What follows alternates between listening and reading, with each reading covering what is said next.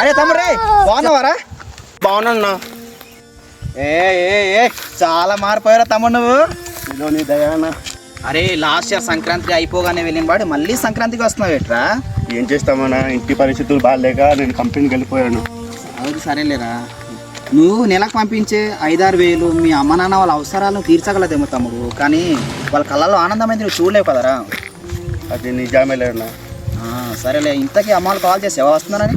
చేయలేదన్నా. చేయలేదా? అరే మీ అమ్మ నాన్న వాళ్ళు రోజు నాతో చెప్పుకుంటుంటారా, అరే నా కొడుకు ఎప్పుడు వస్తాడు కనీసం కాల్ చేయరా అనేసి. అప్పుడప్పుడు కాల్ చేస్తూ ఉన్నాను రా. నువ్వు వెళ్ళి 1 year అవుతుంది. ఇంట్లో అమ్మ నాన్న వాళ్ళు ఎంత బెంగెట్టుకున్నా తెలుసా, ఈ సంక్రాంతికి నా కొడుకు వస్తాడా రాడనేసి. సర్లే మొత్తానికి వచ్చే నీకోసం మీ అమ్మ నాన్న వాళ్ళు చాలా ఎదురు చూస్తున్నారు, త్వరపడి.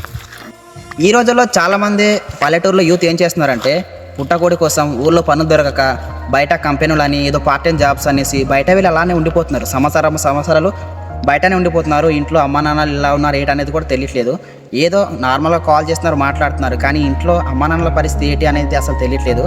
రండి, ఇలాంటి సంక్రాంతి పండగ, ఇటకల పండగ, చిన్న చిన్న పండగలు మన పల్లెటూరులో చేస్తారు చూడు, ఇలాంటి పండగలు రండి, అమ్మ నాన్నలతో కలవండి, అమ్మ నాన్నల్ని బాగా చూసుకోండి. ఏదేమైనా ఫ్యామిలీతో ఉన్నంత ఆనందం మన సింగిల్గా ఎక్కడో తిరిగినప్పుడు అయితే అసలు రానే రాదు. సో అందరికీ హ్యాపీ సంక్రాంతి. మీరు కూడా మీ ఫ్యామిలీతో హ్యాపీ గడుపుతారని ఆశిస్తున్నాను. Thank you.